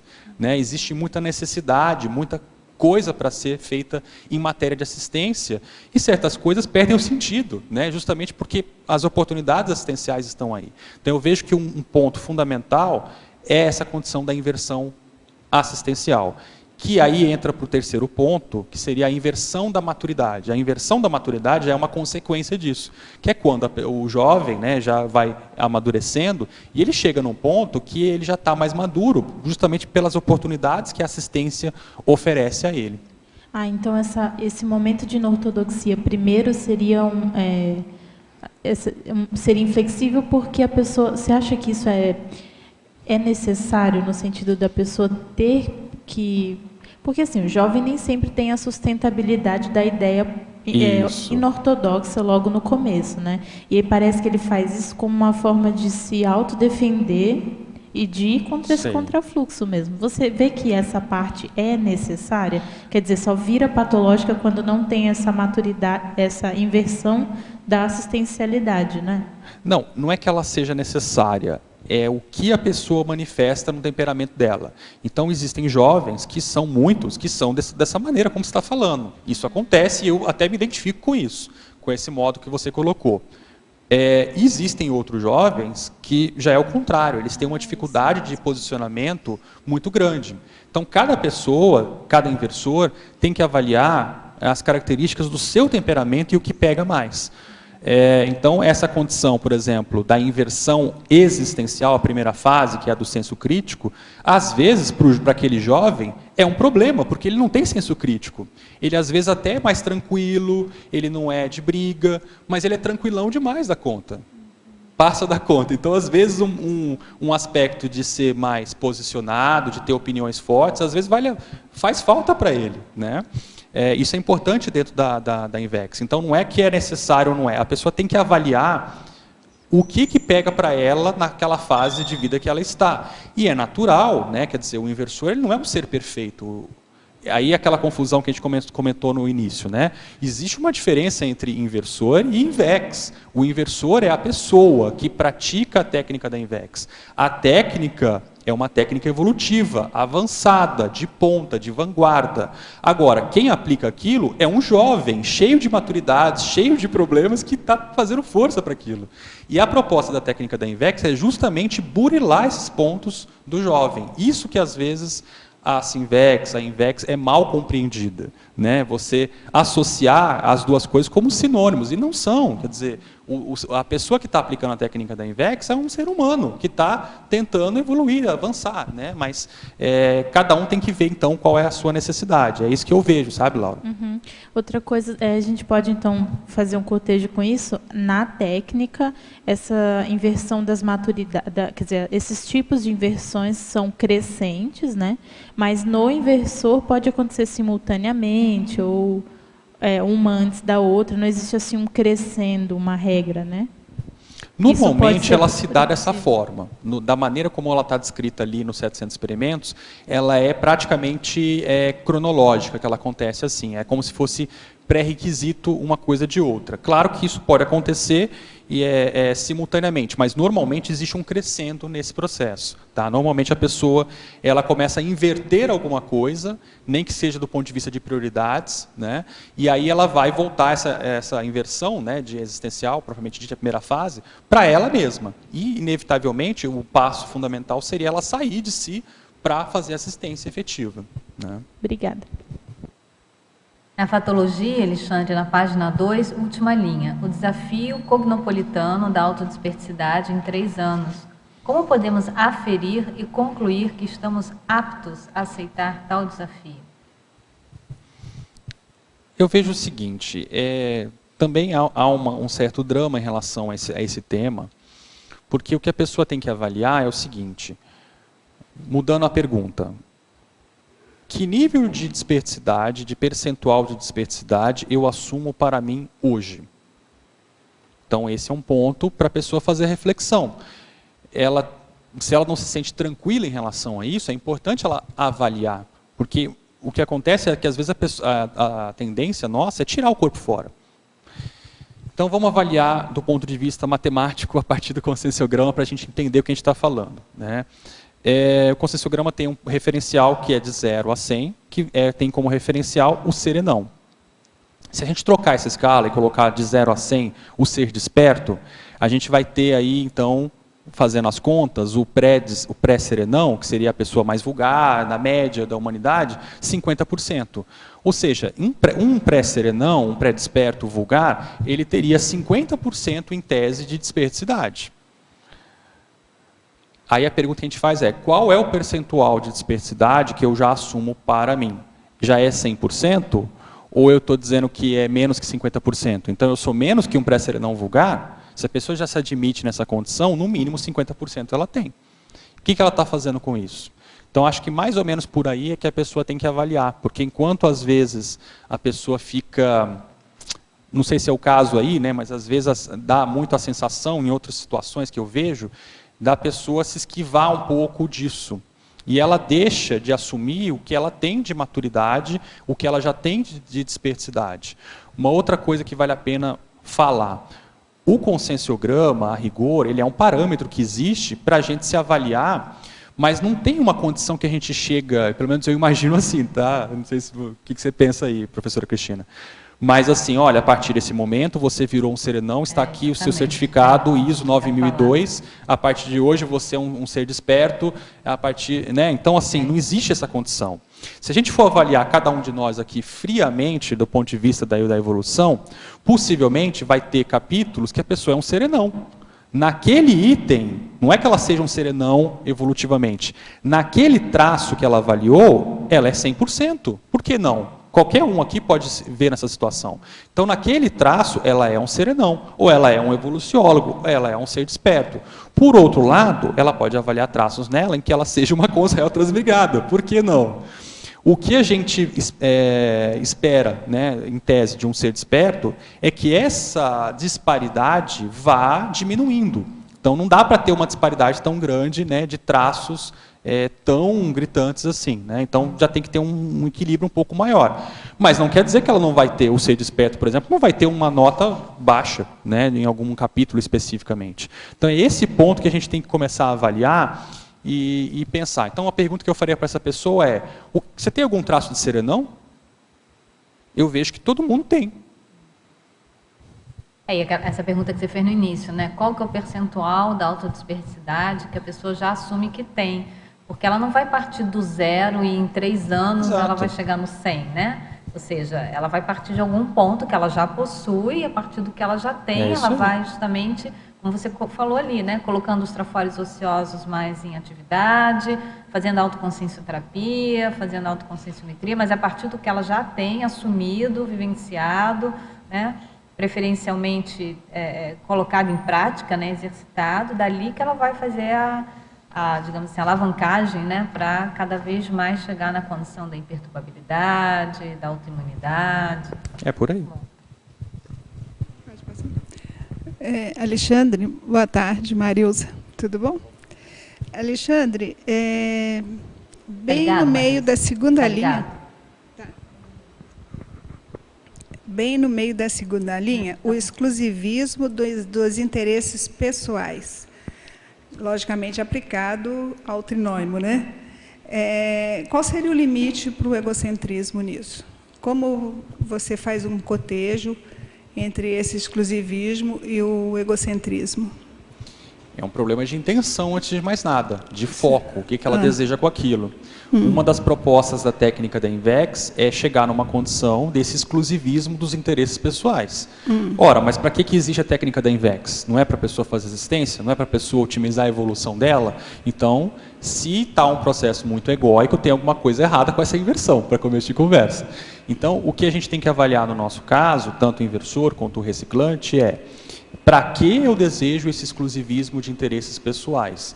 Esse exclusivismo de interesses pessoais é a condição onde a pessoa começa a convergir toda a vida dela, a profissão que ela tem, a condição de interesses e focos que ela deseja, para interesses mais que ela tem para a programação existencial dela. Então, eu acho que é mais ou menos por aí. Eu vejo que chega um ponto, Marilza, que a pessoa não tem muita dúvida em relação a isso, entende? Fica muito claro, evidente isso. Eu acho que um ponto aí seria justamente a pessoa avaliar a sua intencionalidade, ver o que ela está fazendo e avaliar o quanto que ela está com esses interesses, exclusivismos, né, no interesses pessoais, focado no outro. Porque é uma condição que foca interesses pessoais, mas esses interesses pessoais é visando algo evolutivo, é visando a programação existencial dela e a assistência. Tá. Você acha que esse limite que eu coloquei para você pode ser um mata-burro para o inversor jovem? Pode ser um mata-burro você já para é qualquer veterano, consciência. né? Sim, exatamente. Pode ser. Você já é veterano. Pode ser. Para o caso do jovem inversor, é um desafio, porque, na verdade, ele está restrito ainda, né? Ele está batalhando pela sua independência financeira, a condição de assentar a afetividade, trabalhar com as suas energias. Então, ele está em busca disso, porque o contexto em que ele está no momento não favorece isso, né? Mas, inevitavelmente, isso pode ser um mata-burro, dependendo do foco, dependendo da condição, para qualquer pessoa, sem dúvida alguma. Mas eu acho que você colocou uma coisa muito importante aí, que é a questão da intencionalidade. É isso aí. Então, o jovem, ele pode avaliar a intencionalidade dele quando ele começar a fazer as suas prioridades, né? Os seus prioridades, né? Prioridades primeiras em termos evolutivos. Muito obrigada, muito bom a resposta. Legal. Na parafatologia agora, Alexandre, na página 2, na quarta linha, você pode explicar o extrapolacionismo pré-despertológico? Então, justamente nós até comentamos há pouco, né, essa condição. O que você já tem de serenão? O que você já tem de evoluciólogo? O que você já tem de desperto? E começar a ver que em certas situações, do ponto de vista interassistencial, que às vezes, numa necessidade específica, os amparadores ampliam nossa lucidez ou algum tipo de fenômeno numa tal magnitude que isso é uma extrapolação daquele nível evolutivo dela. Mas não necessariamente pela condição de que ela é a tal, ela é a boa. Não, às vezes é uma condição pro trabalho. Eu fiz um verbete já faz um tempo, chamado extrapolacionismo pré-tenepsista, onde eu procurei frisar exatamente isso. Eu tive alguns extrapolacionismos indicativos para a condição de TENEPS, mas eu deixo bem claro nesse verbete, até verbalmente defendendo aqui, depois eu coloquei isso, que eu não acho que essa condição de extrapolacionismo que eu tive para começar a TENEPS seja uma condição de maturidade e mérito meu. Talvez mérito, mas até certo ponto é uma condição que indica imaturidade minha. Por que eu precisei disso para começar a TENEPS? Então, na verdade, era como se fosse uma condição de, olha, já está perdendo tempo aí, né? Vamos lá, né? Então, extrapolacionismo... Assim, né? Um alerta, né? Exato. E aí a pessoa tem que avaliar o conteúdo do extrapolacionismo. Pode ser tanto um puxão de orelha, como pode ser uma condição que, às vezes, para os amparadores, vale a pena ampliar um pouco a lucidez da pessoa para que ela tenha mais noção e se qualifique mais para aquela assistência. Então tem que avaliar isso daí. Qualquer coisa, então, que saia da faixa evolutiva dela, que é muito fora do comum, ela tem que ficar atenta e avaliar até que ponto não é uma condição de extrapolacionismo de desperticidade. Por exemplo, a pessoa, às vezes, ela consegue viver uma condição de desperticidade por um dia, e às vezes ela nem se dá conta disso, ela nem dá valor em relação a isso. O que está acontecendo com ela? O que houve ali que os amparadores mexeram com ela? Isso é muito importante. Muitas vezes acaba passando batido essa experiência sem tirar um proveito em relação a isso. Em estrangeirismologia, Alexandre, na segunda linha, você pode explicar o upgrade multidimensional do candidato à TENEPS em relação ao tempo? Então, justamente isso, né? A gente mencionou aí o verbete extrapolacionismo pré-tenepsista. Muitas vezes, essa situação pré-TENEPS, a pessoa pensando em iniciar a TENEPS, começa a vir uns inputs aí dos amparadores para que a pessoa possa pensar nisso melhor, se calçar melhor antes de iniciar a técnica. Então é importante ter atenção a isso. Eu acho que o extrapolacionismo é uma condição que é aquilo que ultrapassa o nosso habitual, a nossa rotina, e é importante ela estar atenta o que isso tem de conteúdo, o que significa isso na prática. Esse é o ponto mais sério. Na página 2 agora, em parafatologia, no final da penúltima linha, você pode explicar a vivência conjunta da invexis, tenepsis e desperticidade, contribuindo para qualificar a próxima intermissão? É a condição ideal para o intermissivista, né? Então, pensando assim, vamos pensar, nós somos intermissivistas, estamos, né, na dimensão extrafísica, preparando a próxima vida. Se a pessoa pode viver essas 3 condições, começar desde cedo, aplicar a INVEX, a priorizar a sua evolução, planejar a sua vida, pensar nela como um todo, chegar numa tenepsis e, quem sabe, chegar numa condição de desperticidade, puxa, isso vai ampliar a próxima intermissão dela. E aí nós já falamos, já discutimos isso em outros momentos, né, aí da tertúlia, sobre a condição da pré-intermissiologia e da condição aí de, numa próxima intermissão, ampliar a nossa liderança interassistencial. Quer dizer, fazer resgates maiores em relação aos nossos grupos de passados. Se a pessoa consegue trabalhar em vida nessa condição, vai potencializar, sem dúvida alguma, a próxima intermissão dela. Né? Se ela conseguir chegar a uma condição razoável de desperticidade, por exemplo, ela vai ampliar vamos dizer assim, o estofo dela para uma próxima intermissão fazer mais assistência, poder chegar mais a fundo no passadão dela. Né? Em trinomiologia, Alexandre, na página... Não, vamos aqui, na página 2 ainda, em voluntariologia, pode expandir os voluntários tenepsistas das instituições conscienciocêntricas? Sim. É uma oportunidade, né? Porque se a pessoa pode juntar as pontas, então ela faz TENEPS, mas ao mesmo tempo ela é voluntária de uma instituição, por exemplo, uma instituição conscienciocêntrica, é uma mão na roda para ela. Por quê? Ela vai potencializar a TENEPS dela com as atividades do voluntariado e vice-versa. Então é nesse sentido que a gente colocou. Juntando as pontas disso com a INVEX, melhor ainda. E em trinomiologia, na página 3, você pode falar sobre o trinômio autoconscienciometria, autoconsciencioterapia e autoinvexometria.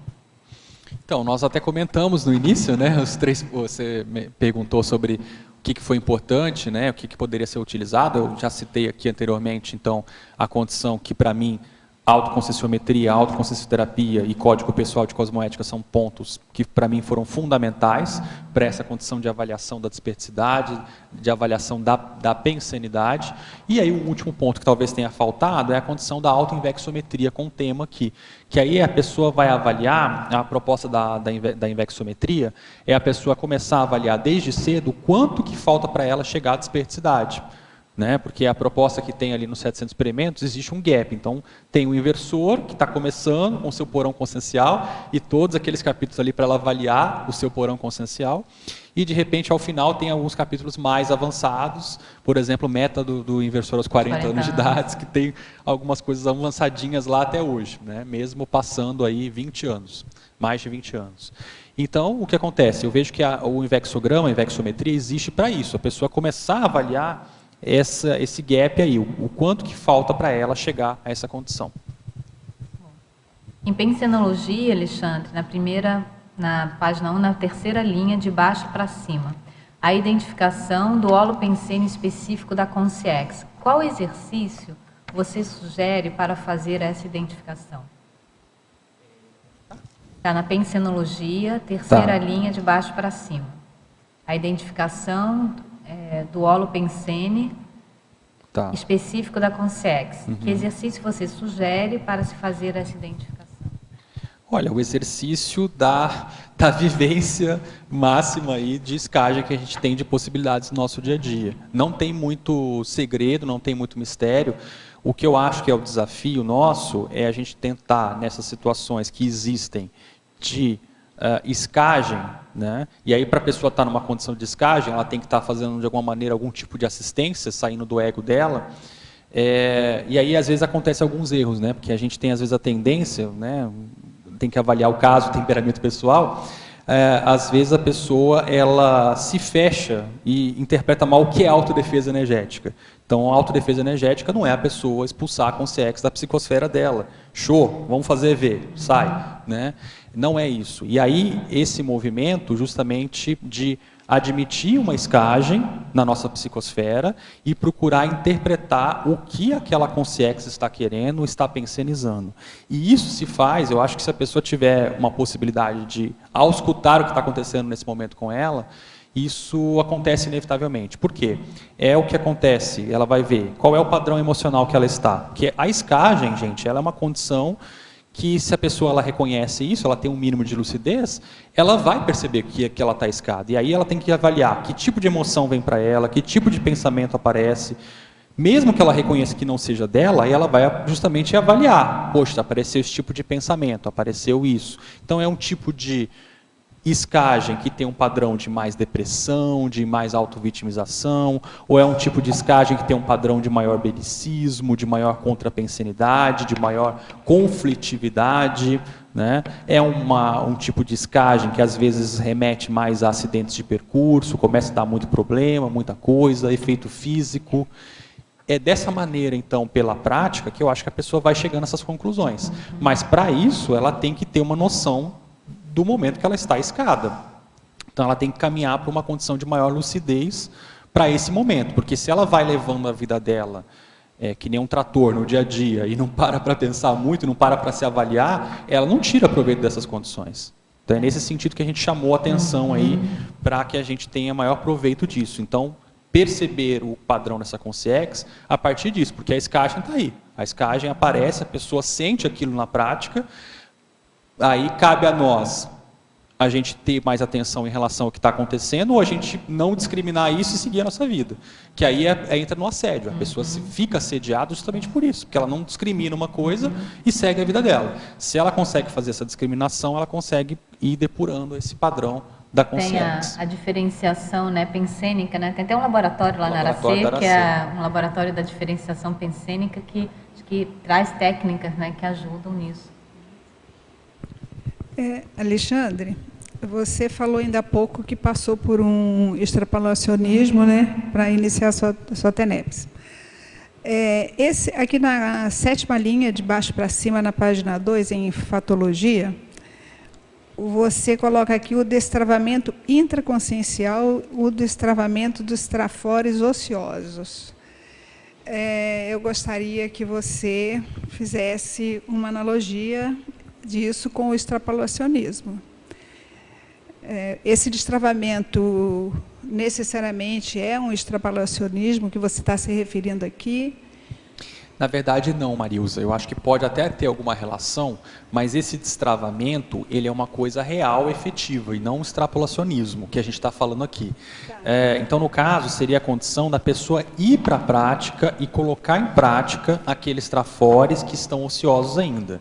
E eu vejo que uma oportunidade para isso é a assistência. Então, seja pela TENEPS, seja pelo voluntariado, ou outra modalidade que tenha de assistência que ela possa fazer, ela começar a identificar o que está ocioso nela, o que está travado na consciencialidade dela. O extrapolacionismo, eu já vejo uma outra condição.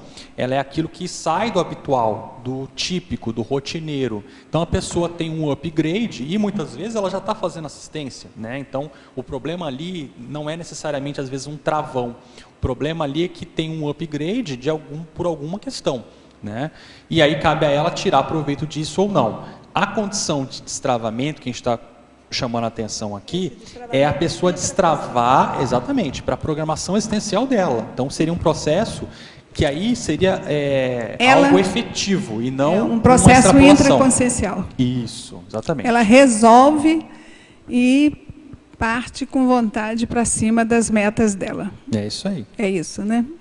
Tá bom, obrigada. Na página 3, Alexandre, em efeitologia, na 2ª linha. Você pode comentar como potencializar o efeito da TENEPS no epicentrismo consciencial?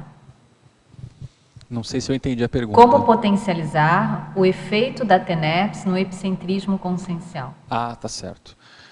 Eu vejo que a TENEPS é uma preparação para o epicentrismo consciencial. efetivamente. Então, vamos pegar ali uma situação que poucas pessoas pensam.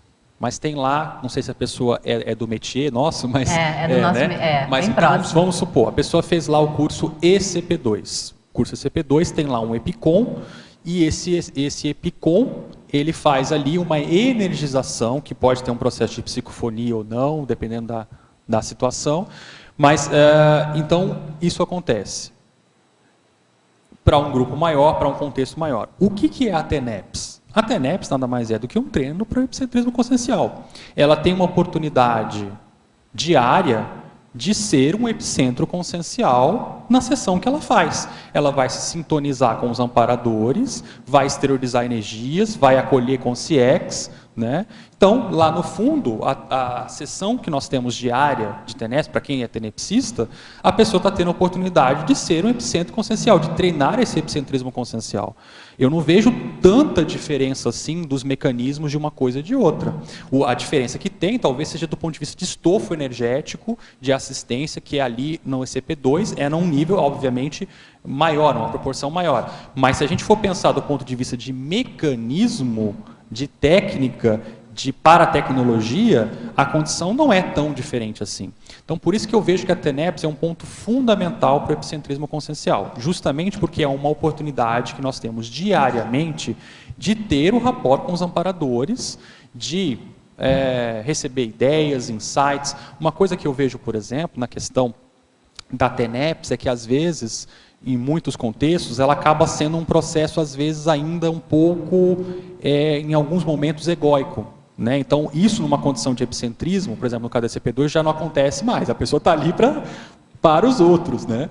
E não tem muito tempo para essas condições. Na TENEPS, ainda a pessoa tem a oportunidade de receber muitos insights, muitas ideias em relação, olha para isso, rever aquele ponto, olha essa pessoa, veja essa questão, reavalia aquilo, vem ideias, insights, às vezes, para a intraconsciencialidade muito sérios. Né? Então, essa é uma condição, mas mesmo assim eu vejo que é um ponto muito importante que ela tem e pode exercer. E aí um ponto para ela avaliar se ela está potencializando o epicentrismo dela é isso. O quanto que a TENEPS ainda serve muito para ela, o quanto que a TENEPS está mais para os outros. E aí ela pode avaliar o quanto ela está caminhando para o epicentrismo consciencial. Outro ponto que eu vejo, Alexandre, não sei se você concorda comigo, que assim, ajuda muito nessa potencialização, porque eu vejo a TENEPS como um processo de sustentabilidade. Né? Então, só o fato de ser uma técnica diária, da pessoa se programar, se planejar e se organizar. Né? Eu acho que a questão da auto-organização também, para estar disponível para os amparadores todo dia e manter aquilo, isso vai dando essa característica da pessoa assumir a responsabilidade por sustentar um trabalho. E na condição do epicentrismo consciencial, pelo menos assim, na minha visão, a condição da sustentabilidade, entre a sustentabilidade energética, a sustentabilidade pensênica, a sustentabilidade, né, inclusive do próprio autodesassédio, né, até chegar lá na desperticidade, porque o desperto é um EPICOM, não é isso?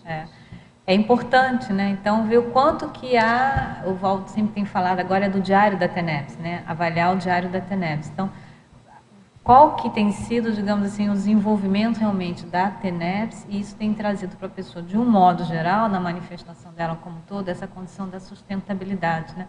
Pessoas que pegam um trabalho e largam daqui a pouco, chega uma primeira dificuldade, né, ela desiste, como você falou, né, às vezes vem uma interferência externa, um xenopensene, a pessoa já se desestrutura, então faltou sustentabilidade, né? Ali na estrutura de manifestação da pessoa. Eu estou de acordo, sim. Você concorda? Perfeito. Bom, você quer falar, Marisa?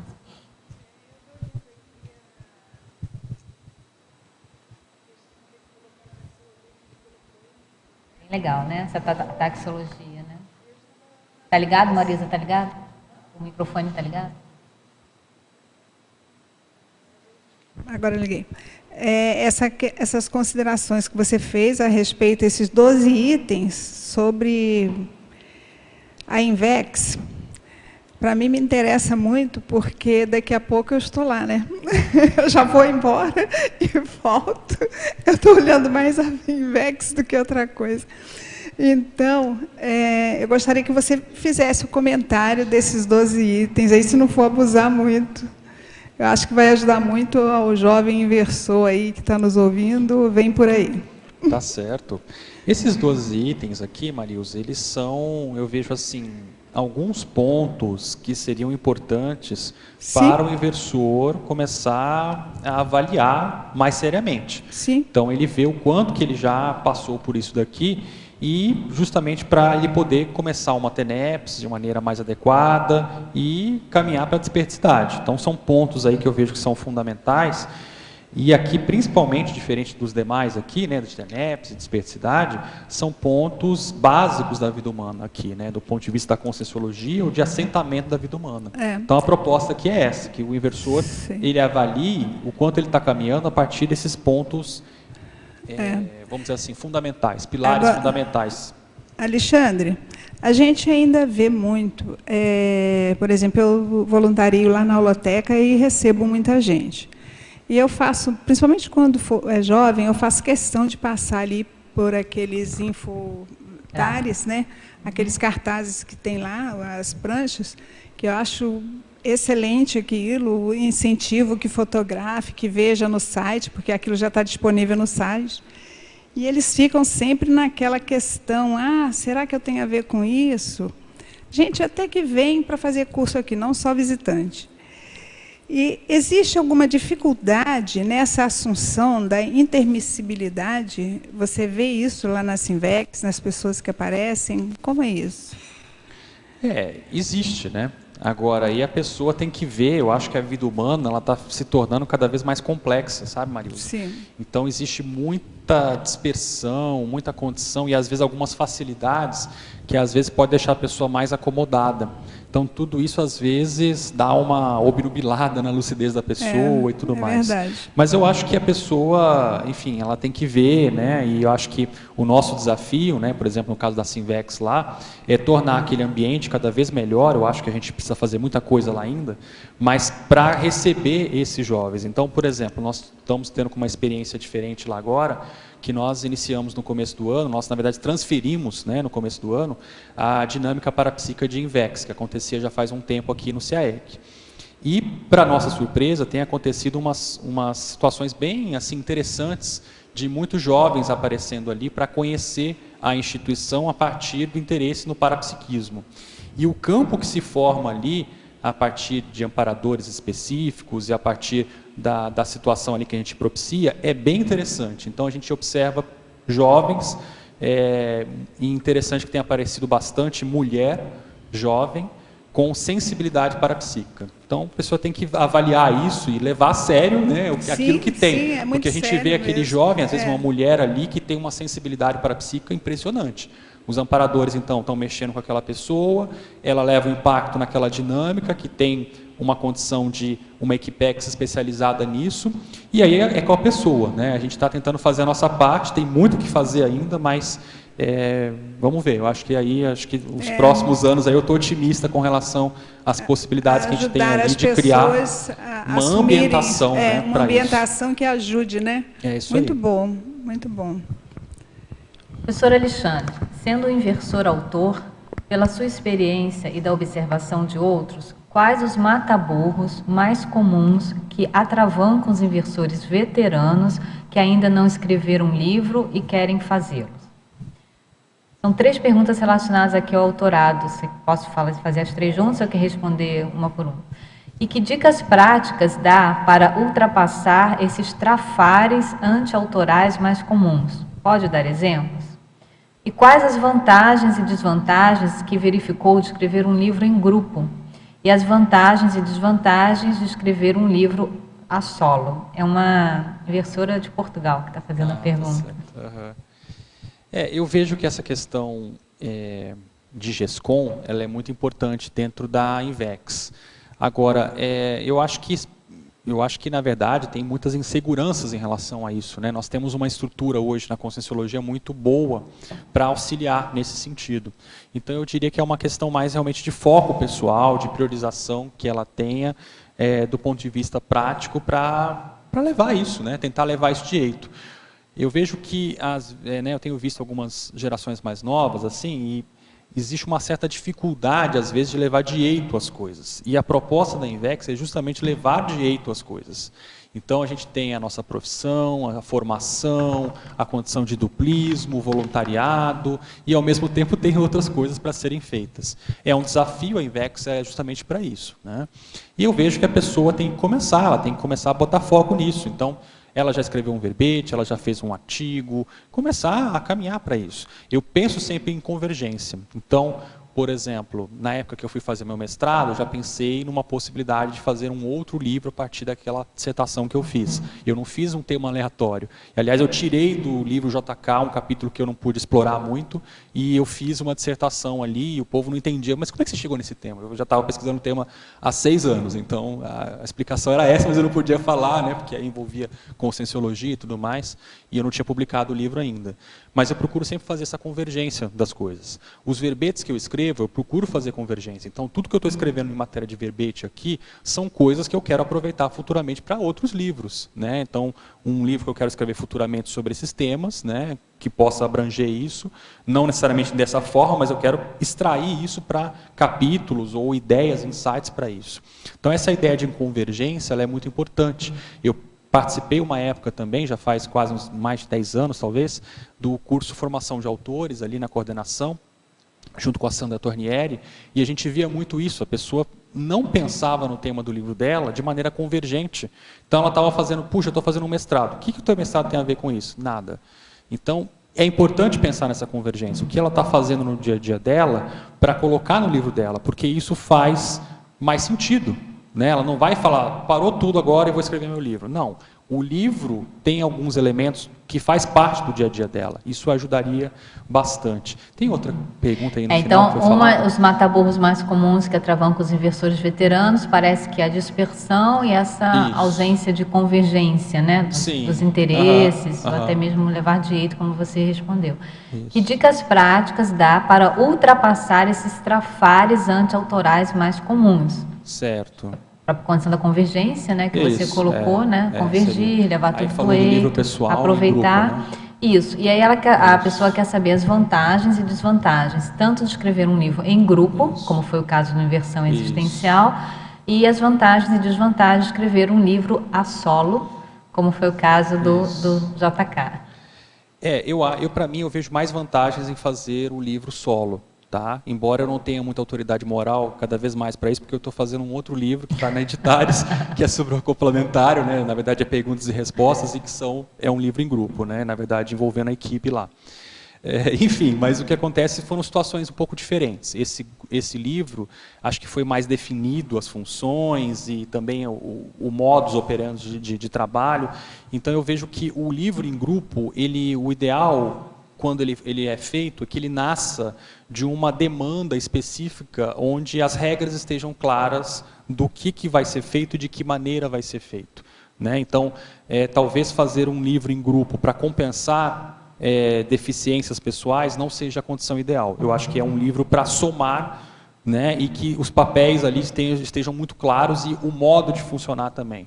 Né? Outra coisa, se a pessoa está muito ocupada, como é que vai? Tem que definir algumas regras básicas para depois não ter problema de, essa pessoa está travando, né? Então, assim, tem certas situações que a gente tem que ter muito claro para ver, então abre mão do livro nesse momento, deixa para a próxima. Isso a gente viu isso no próprio livro do acoplamentário agora que a gente está fazendo lá.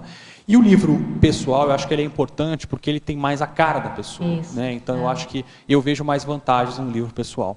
Para começar, talvez, eu vejo que sim. Um livro a solo aqui, né? Minha opinião pessoal, pelo menos. Né? Muito bom. Professor Alexandre, você comentou sobre a atual crise político-econômica que o Brasil atravessa, ponderando que todos devemos nos esforçar para minimizar os sentimentos de paixão favoráveis a A ou B. Isso. Entendo que não se trata de estar ou não entusiasmado em excesso com as causas em si. Para mim, fundamentalmente, o que acontece é que essa crise não foi produzida pelo povo e os desmandos de corrupção noticiados também não, mas precisam ser apurados. Como você vê esse sentimento de indignação da sociedade? A sociedade não estaria dando passos para se despertar? Não, eu vejo a condição de indignação muito correta, não vejo nenhum problema nisso. Eu acho que o que a gente tem que ficar atento é aos excessos, né? Então a gente tem grupos aí, eu discordo frontalmente disso, por exemplo, defendendo a volta dos militares. Então, o que uma coisa tem a ver com a outra? Né? A nossa sorte é que o sistema militar, os nossos grupos militares, eles estão sucateados, então eles não têm força alguma para tomar poder, né? Diferente de outros países da América Latina, que até tem atrelado isso muito forte, aqui no Brasil isso, eu não vejo esse perigo, pelo menos até o atual momento. Então tem algumas situações assim que eu acho um pouco forçação de barra, mas eu concordo, eu acho que eu sou totalmente contra esse governo numa série de coisas, embora reconheça que existam pontos positivos, como algumas mudanças aí sociais, algumas inclusões que foram feitas, algumas conquistas positivas, mas eu acho que nós chegamos num ponto que está insustentável. O que eu acho é que não podemos correr no risco de cair em raciocínios simplistas e achar que tirando a presidenta do poder, vai melhorar a situação. Isso, não, a gente vai ter que pensar em soluções mais efetivas. Isso.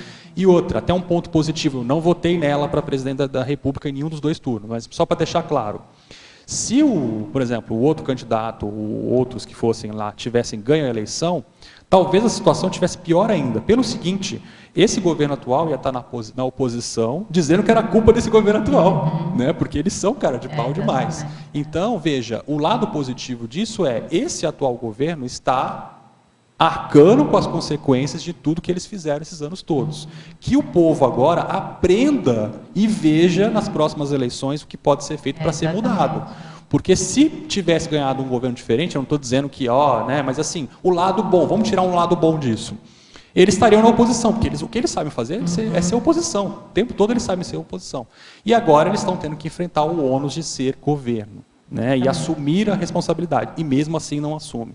Então, se tem um lado bom dessa história, é ver esse governo finalmente aí, não tendo por onde fugir dessa situação. E que o povo aprenda e tire proveito nessa situação aí. Eu acho que é mais ou menos por aí que eu vejo. Agora, é engraçado, né, que quando se fala que a crise não foi produzida pelo povo, tudo bem, eu acho que tem um componente aí, a classe política, né, tem uma responsabilidade muito grande,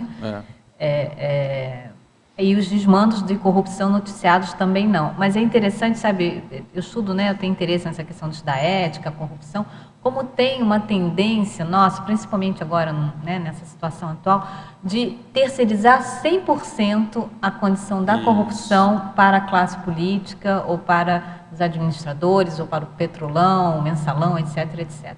Não tirando de forma nenhuma a responsabilidade das pessoas que estão envolvidas, e aí a justiça, né, está aí para justamente poder ajudar nesse sentido, mas é interessante como há essa tendência de nós colocarmos o povo, e vamos colocar a população brasileira na sua maioria, como não sendo passível de corrupções. Isso. E nós vemos determinadas atividades no nosso cotidiano que são tidos como corrupções pequenas, talvez não envolvendo milhões em termos, né, de subornar funcionários e tudo mais, passar dinheiro de campanha e tudo, como a gente vê, mas são pequenos atos que tendem a justamente demonstrar movimentos de corrupção, tipo furar fila, estacionar, não é isso? O carro na vaga do idoso ou do deficiente físico, né? Às vezes a pessoa recebe um troco errado, você devolve o troco, né? Então, como é que são essas pequenas posturas nossas relacionadas à ética, né, e pessoal, que, de um modo geral, demonstram também que há ali uma postura de um certo levar vantagem, não talvez em dimensões econômicas, como tem sido noticiado, mas é uma condição de corrupção, né? Então, eu acho bem interessante que, nesse momento, não só o partido, né, da situação política possa realmente ter mais condições de se responsabilizar ou assumir responsabilidade pela situação atual, mas nós também, né, Alexandre, há uma certa, assim, nós não somos não sei se você concorda, você estuda bastante também a politicologia, nós não somos uma nação politicamente educada, erudita, né? Assim, nós não temos uma cultura política no sentido de sabermos exatamente o que está acontecendo, irmos a fundo, buscarmos informações. Somos levados muito pelo oba-oba, pela situação do momento. Você concorda com isso? Sim. Uma coisa também que eu estou pensando aqui agora, né? Esse momento que a gente está, é muito importante a gente ampliar nossas fontes de pesquisa. E eu vejo as pessoas, uma forma de paixão é a pessoa se restringir às suas fontes. Perfeito. Então, por exemplo, você na condição de jornalista, uma fonte que vai sempre detonar esse governo é revista Veja, Diogo Mainardi, e uma série de outros comentaristas que são declaradamente inimigos e opositores a esse governo que está aí. E que vão, obviamente, dizer algumas verdades, e nem sempre vão acertar. Por outro lado, você tem um outro viés da mídia, que é Sakamoto, Carta Capital, Caros Amigos, Revista Piauí e tudo mais, que vão defender com unhas e dentes esse governo que está aí. Então, o que eu vejo? Existe muita pessoa, olha, isso aqui é o fato, e aí a pessoa traz sem levar em consideração essa condição dos interesses que tem por trás. Eu, honestamente, procuro ler tudo, e eu vejo muitos erros no sentido da pessoa falar assim, não, mas isso aqui é revista Veja, não, mas isso aqui é o Sakamoto. Então, já são pessoas, vamos dizer assim, corrompidas, e até certo ponto são mesmo. Mas eu não vou deixar de ler nenhum deles, porque eu quero saber, eu quero ter a visão de conjunto que todo mundo está pensando, e vou tirar as minhas conclusões. Eu acho que isso daí seria um bom exercício de eliminar as nossas paixões e procurar ver o que a gente pode entender lendo esse povo todo que está defendendo pontos de vista diferentes. E eu não vou deixar de ler uma coisa porque a pessoa está com um ponto de vista diferente do meu. Aliás, nenhum desses aí tem um ponto de vista igual ao meu. Então, assim, é uma situação que eu procuro ver para poder tirar as minhas conclusões, né? E sair dessas paixões que tem aí no momento. Muito importante isso que você trouxe nessa visão de conjunto, né? Aumentar essa visão de conjunto. Professor Alexandre, no processo da TENEPS, no caso de envio voluntário de energias para amigos ou parentes, é necessário reforçar esse envio de energias todos os dias ou basta uma só aplicação? Poderia falar mais sobre esse processo? O principal da TENEPS, no meu ponto de vista, é você reforçar o seu rapport com os amparadores. Então, tenta reforçar isso com o seu amparador de TENEPS e eu acho que as coisas vão caminhar melhor. Porque aí você vai ter um indicador do que precisa ser feito. Certos elementos, com esse rapport mais reforçado com os amparadores, nos dá indicadores bem claros do que precisa ser feito e, às vezes, aquilo vem sem a gente conduzir necessariamente, né? Então, eu acho que é por aí. Bom, Alexandre, parabéns mais uma vez pelo seu verbete, tá bom? Aguardamos os próximos, né, que você falou que já está aí em produção, tá certo? Muito bom mesmo, obrigada pelos esclarecimentos. Agradeço a participação de todos online, as pessoas que aqui estiveram presencialmente, a equipe técnica e vamos aos nossos comerciais. Obrigado. As pontuações da tertúlia de hoje são 17 assinaturas no livro de presença, 10 perguntas presenciais e 24 perguntas respondidas online. Hoje nós temos 2 recados. O Cleverson com o 2º Encontro Internacional da Paz e o Rômulo com acoplamentário.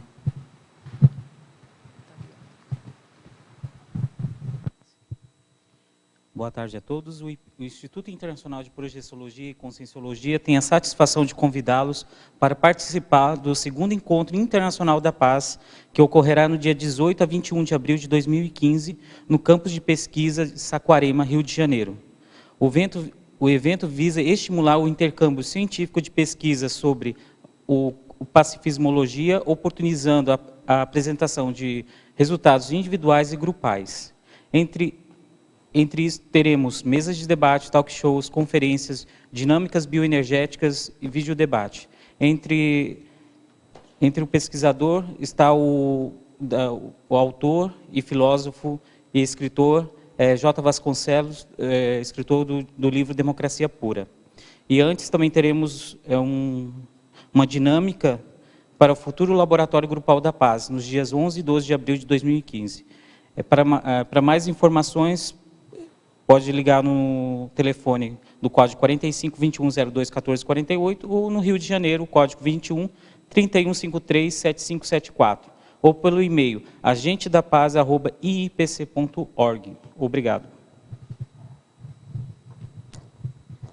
Boa tarde a todos. Gostaria de convidar todos os tertulianos e teletertulianos para participarem do acoplamentário, que ocorrerá entre os dias 27 e 29 de março, com a temática Parapercepciologia. Os epicons desse acoplamentário serão Patrícia Pelarice, João Aurélio Bonassi e Cristiane Ferraro. Maiores informações podem ser obtidas na recepção do CAEC ou pelo telefone DDD 45 3525 2652. Obrigado.